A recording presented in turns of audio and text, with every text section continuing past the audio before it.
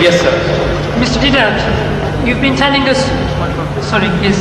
Mr. Diddat, you've been telling in your speech today about the contradictions of the Bible. That's very good. Secondly, you were saying about the fact that the Bible hasn't lived up to its contents. That's fine as well.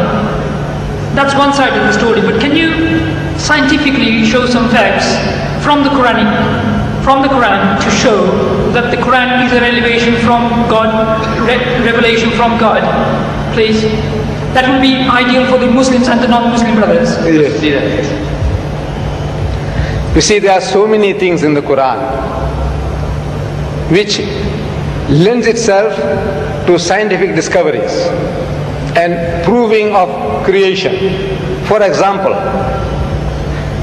you see, if you meet one of these young men or learned people, those who say that there is no God, it's one of the answers to the previous question. Now it depends on the type of person that you are meeting. You can use the type of facts that you have at your disposal. You meet a man of learning, a doctor, a professor of astronomy, biology or whatever, and yet he says that there is no God.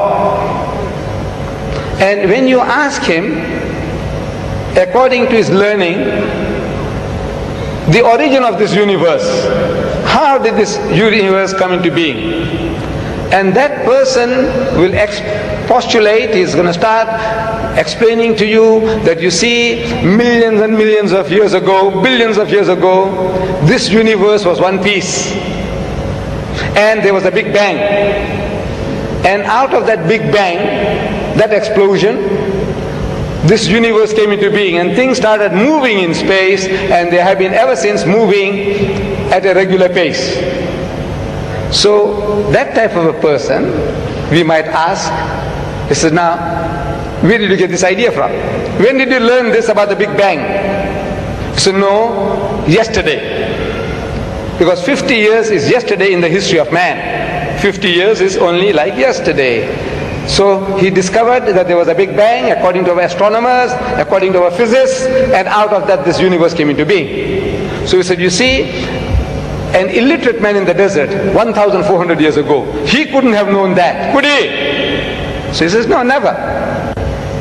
So he says, well, listen, now we quote the Quran. Allah says in the Quran, أَوَلَمْ يَرَ الَّذِينَ كَفَرُوا. Do not the unbelievers see? These atheists, these agnostics, those who say that there is no God, can't they see? أَوَلَمْ يَرَ الَّذِينَ كَفَرُوا أَنَّ السَّمَاوَاتِ وَالْأَرْضَ كَانَتَ رَتْقًا. That the heavens and the earth were joined together as one unit of creation. فَتَقْنَاهُمَا. And he split them asunder.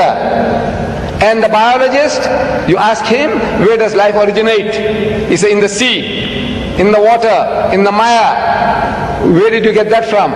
He said, no, it's our discovery. When did you make the discovery? He said, yesterday. Because 50 years is yesterday in the history of man.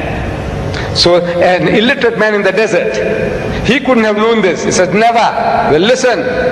Allah tells us through Muhammad, he said, وَجَعَلْنَا مِنَ الْمَاءِ كُلَّ شَيْءٍ حَيٍّ. And he has made from water every living thing. أَفَلَا يُؤْمِنُونَ. Will you then not believe? You atheist, you agnostic, you man of science, will you not believe? He said, look, where did Muhammad get all these ideas from? Plant life, animal life, vegetable life, every life, he says, has got pairs. 1400 years ago, in the desert, this man is talking. Where did he get the idea from? He says, Subhanallazi khalaqal azwaja kullaha. Says, glory be to God, who has created mates of everything. Mimma tumbitul ardu, of that which the earth produces. Wa min anfusikum, and from among yourselves, of the animal kingdom. Wa mimma la ya'lamun, and of the things that you know not.